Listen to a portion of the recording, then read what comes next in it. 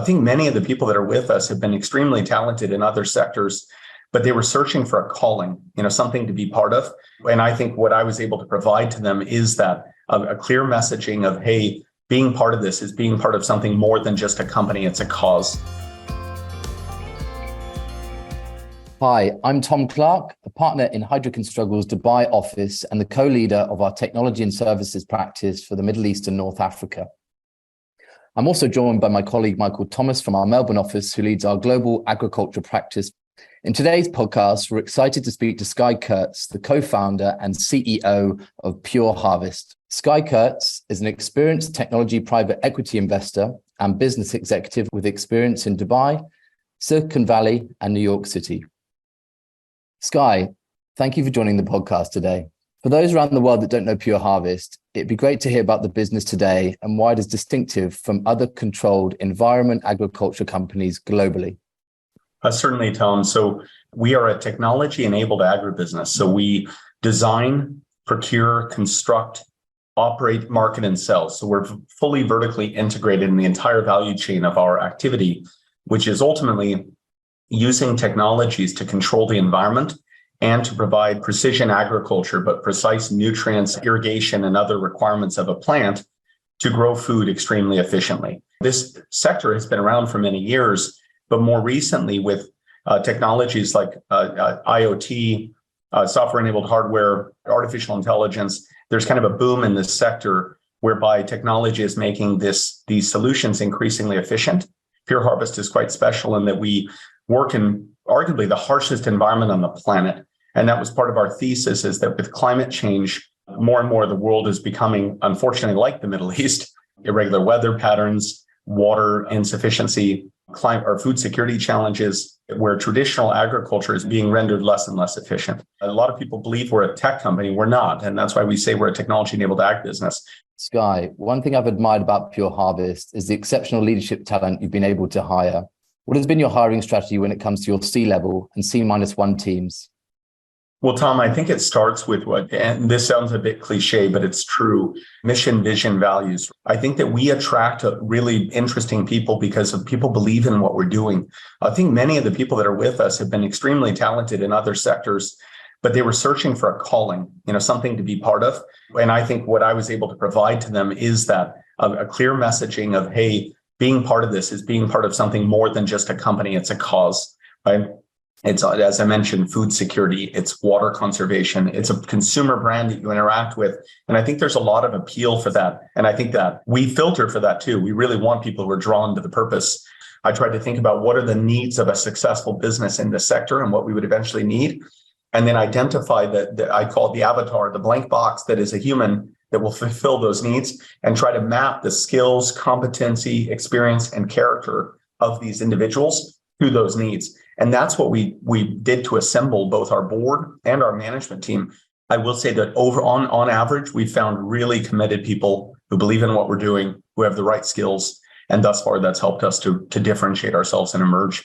Fantastic. Thank you. And it'd be great to hear a bit about culture and potentially the paradox here. You've described yourself as an energy business as well as a farming organization, but you've also raised a large amount of capital and grown extensively globally. How would you describe the evolution of your culture over the past 7 years? I would say that early on that it was very kind of driven by that external motivation of here's the milestones I need to deliver to build a business. And that led to things like work hard, play hard culture. It led to very objectives-based management and very kind of performance-focused management. But over time, as we became a real company and a farming business with hundreds, we have 467 people now, over 40 nations represented. I had to start to learn and bring in people who are teaching me how to lead better from, in a broader corporate culture, right? Inclusiveness, focus on instilling the vision and values into people, and also letting people, we even compensate, by the way, on culture. In a way, we have a performance-based compensation plan where there's an element of it that's based on people's personal development goals and on their contributions to our values. We want to be a place where people want to work. We track engagement scores, who would recommend working here. We track our attrition carefully. We try to be very conscious of this. But I think, Tom, that the culture has now evolved to one where I think it's we're extremely diverse and we value that. We always say tightly aligned but loosely coupled. So meaning we all know where we're headed, but we let people have the freedom to do what they want. We continue to value performance, which is key. And we also value integrity. It's absolutely critical that even if things are going wrong, you raise your hand and talk about it. So I think that we've really, we've started to form a culture that's kind of a merger of kind of the, Silicon Valley tech company, performance-driven, build something big, ambition, but also a farming business that is about people and about serving customers and consumers, about sustainability and environmental impact. We actually track ESG metrics and have KPIs against them. And we try to make sure that permeates the culture.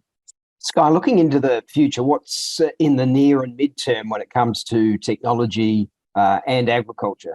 For example, we've got a client who's commercially using 100% autonomous drone swarms to harvest apples and fruits by using multiple sensors and 3D cameras, and another client using AI-based laser herbicides without damaging their leafy green crops. Technology has a key role in increasing the efficiency of the food system.